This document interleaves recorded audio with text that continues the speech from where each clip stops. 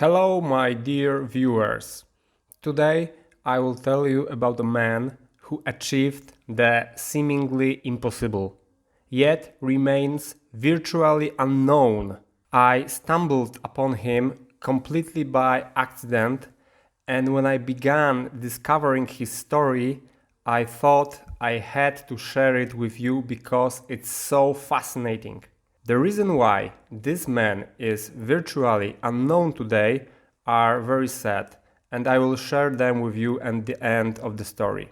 The early 16th century was still a time when people believed that mythical beasts lurk at the ends of the oceans, or that the world ends with great waterfall or wall of fire or wall of ice.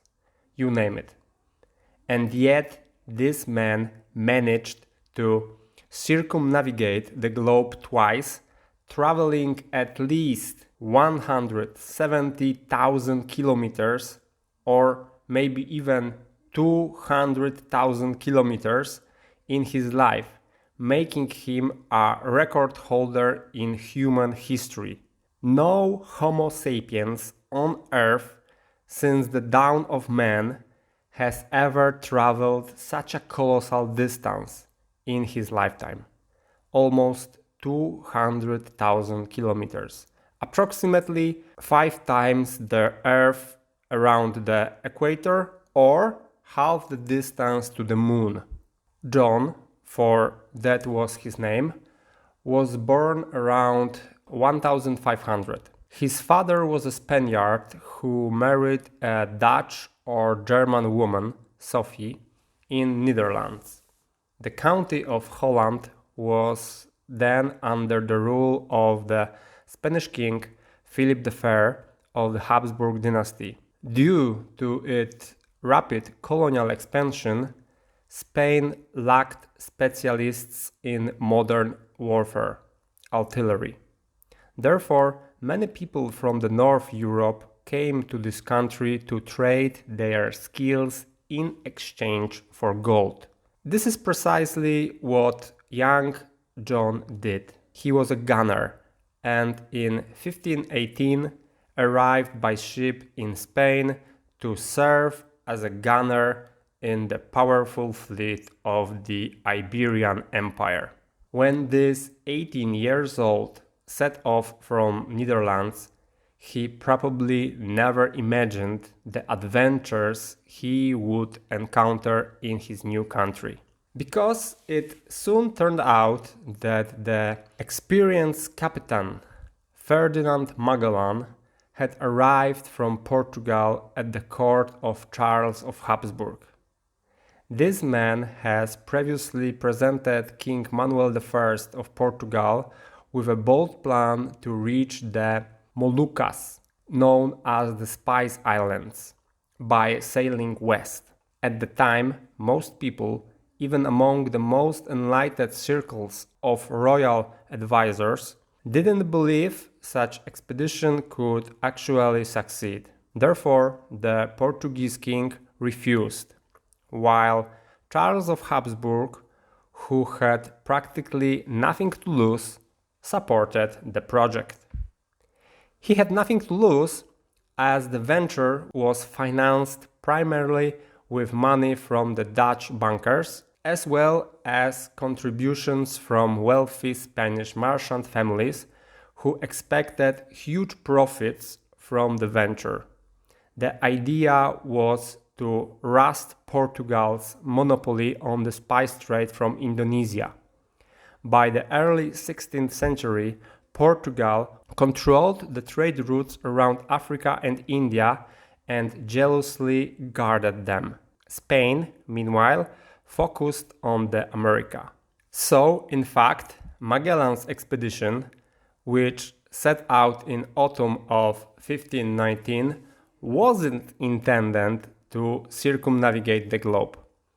They actually wanted to reach only the Spice Islands, load up as many spices as possible, and return the same route to Spain to show that this travel is feasible, possible. Later events proven otherwise. At first, things went smoothly. They knew how to sail to reach the shores of Brazil, and then they knew they had to sail south. But the first major obstacle was the strait that the expedition discovered in 1520 at the southern tip of the Americas. No European had ever been so far, and they had no idea how to navigate these extremely difficult waters for sailing. Magellan lost two ships there. One was wrecked on the rocks, and other deserted and returned to Spain. Despite these problems, the iron-willed man, Ferdinand Magellan, finally crossed the strait in November 1520, still known by his name, although himself called it the Strait of All Saints, and he set off westward at the head of his expedition, now consisting only 3 ships and about 150 men. Among them, of course, was our hero John, who here faced his first very difficult test of willpower and physical endurance, as none of the sailors realized the enormous distance they would have to travel. They were prepared for thousands of kilometers, 3, 5, maybe 7, but not 20,000 kilometers. Ultimately, they were at sea for almost 5 months, from leaving the shores of South America to reach the island of Guam in the Marian Islands.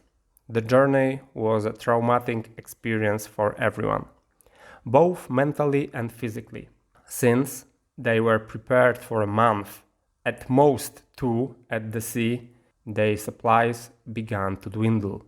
At that time, ships from Spain to America, which was the farthest distance imagined to sail, was sailing for 18 to 30 days. No one imagined that Pacific Ocean is so vast. Food rations were reduced and reduced. Finally, all they have left to eat were the leather parts of the ship and the rats that swarmed below decks. They were incredibly unlucky. They had taken the worst possible route, avoiding all the islands along the way, because they don't know about them. Which is why their wandering across the Pacific lasted such a record-breaking long time. Here's the key point about John. He had 2 significant advantages that helped him survive the nightmare. First, he was young, 21 years old, so he endured the starvation much better than the other older participants of the expedition. Second, he was high-class cannons specialist, a strategic asset to the expedition.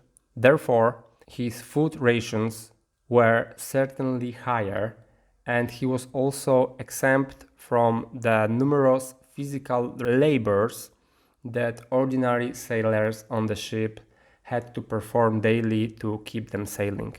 Thus, he was able to conserve extremely valuable energy in this situation. The spring of 1521 brought a respite on the Pacific Islands, the Christianization of local inhabitants and trade, but also a disastrous battle in which Magellan was killed. With 50 men, he attacked 1,500 warriors of a local chieftain who refused to recognize Spanish authority. Despite locals were armed with only bamboo spears, they defeated a handful of Spaniards. It is unknown whether John participated in this battle or was tasked with providing fire support from the ship. After Magellan's death, the locals saw that the Spanish were defeatable and no longer needed to fear them. other local chieftain invited them to a farewell feast, which was quite a farewell. He intended them to say goodbye to their lives. He indeed killed some of the Spaniards, while the rest managed to escape to the ships and sail away. Their situation was dire. They had no clear sense of where they are, and they also had little food left. So they turned to piracy, attacking unsuspecting junks sailing between the Indonesian islands. And John could finally demonstrate his skills. Shooting at these ships must have been like shooting ducks, practically defenseless opponent. Finally, on November 8th, they reached the Moluccas, the Spice Islands, their dream destination. They thus bought as much spices as they could, burned one of their ships, which was leaking the most, divided the crew between the other two, and set off.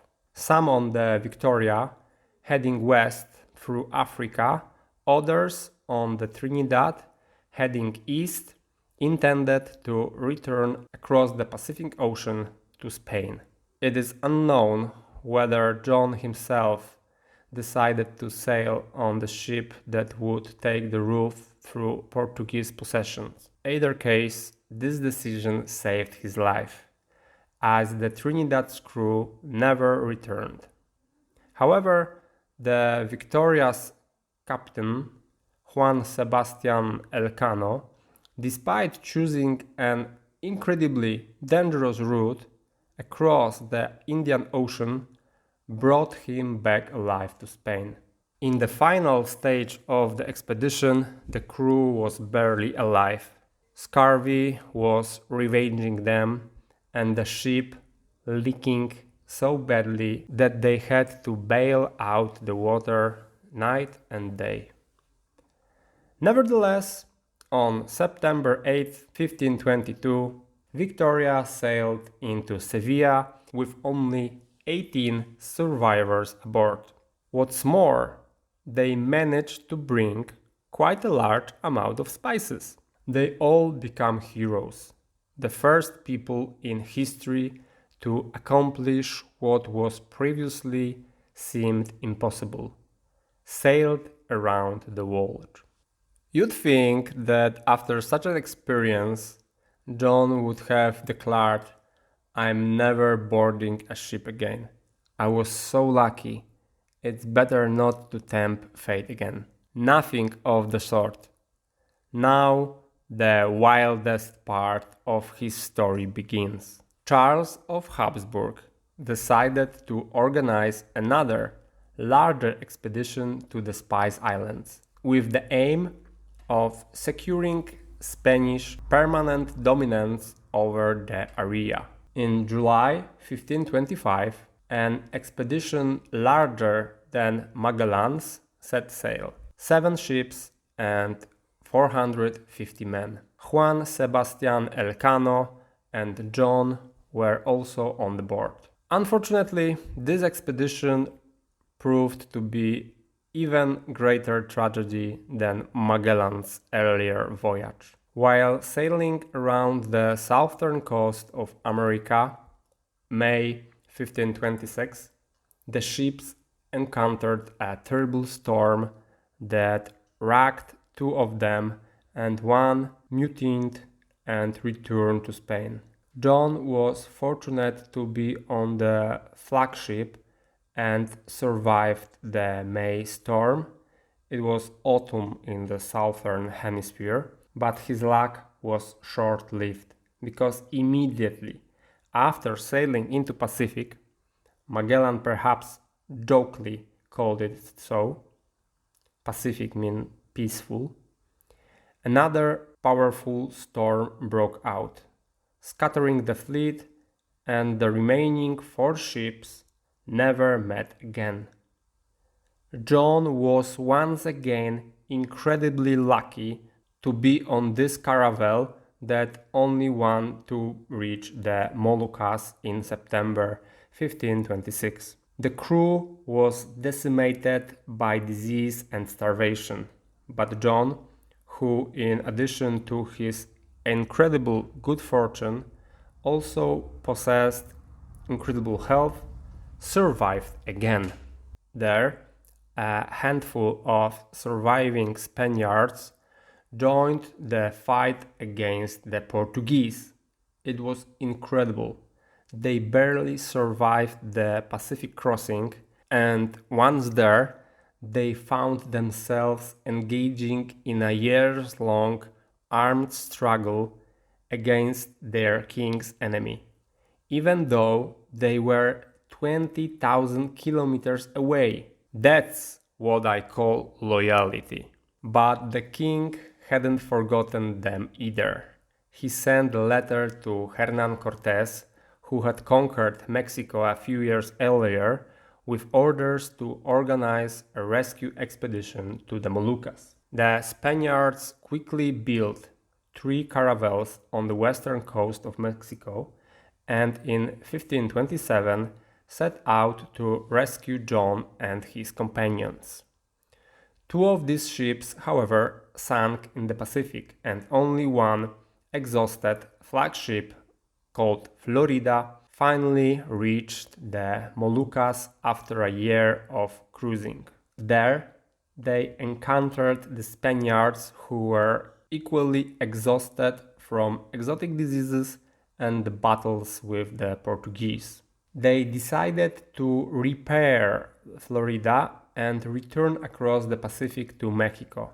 They made 2 attempts, both unsuccessful. The winds were so unfortunate that they didn't get more than 2,000 kilometers east of the Moluccas. Devastated, they finally surrendered to the Portuguese. Meanwhile, in 1529, Spanish King Charles of Habsburg, seeing that there was no news from the expedition, reached an agreement with Portugal and sold his claim to the Spice Islands. After about a year, this news reached John and a handful of people still living there. The Portuguese agreed to take them back to Spain, but obviously it wasn't a priority for them, so their return took another 6 years. Moreover, they were in no hurry to hand over such experienced sailors. For example, our tutelary John, his value in the waters of the Indian Ocean was immense to the Portuguese, and he was likely forced to serve them for many years.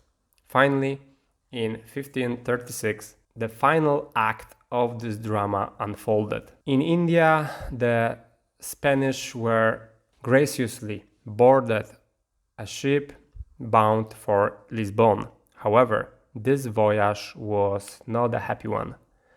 Bad winds and storms significantly prolonged the journey. Food problems arose, and it is known that prisoners were not at the priority list for the leftovers of food. Many people did not survive this voyage along the African coast to Portugal, but John again demonstrated almost supernatural resilience and survived. In Lisbon, they appeared before the King of Portugal, who ordered confiscation of all their notes and maps, which they had created during their 11 years stay in the Moluccas. This information was, of course, invaluable to the Portuguese, but the documents had not survived to present day, and therefore John of Aachen has become a merely forgotten figure. With his knowledge now only stored in his mind, a handful of Spaniards traveled to the court of Charles of Habsburg. He graciously paid John the outstanding wages for his service and invited him for another expedition to the Pacific. And guess what? John said, "Yes, I will go." Then he went to Mexico, where a new Pacific fleet was built, and in 1542, now he was a chief gunner of the expedition. He set off under the command of Ruy López de Villabolos. It was a large squadron, 6 ships and over 400 men, and a clear goal to colonize the Philippines, named after the Spanish prince and future king, Philip II of Habsburg. They managed to cross Pacific remarkably smoothly, but then serious problems arose on the spot. The crops they had brought with them were unsuitable for cultivation in Philippines, and moreover, the local tribes were hostile. Therefore, for another 2 years until 1544, John struggled in the Philippines with hunger, attacking natives, and exotic disease. Finally, exhausted, he died at the age of 44, having circled the earth 2.5 times in his life. The second reason why John of Aachen is so little known is because of his origin. He was half German and maybe half Dutch and half Spanish.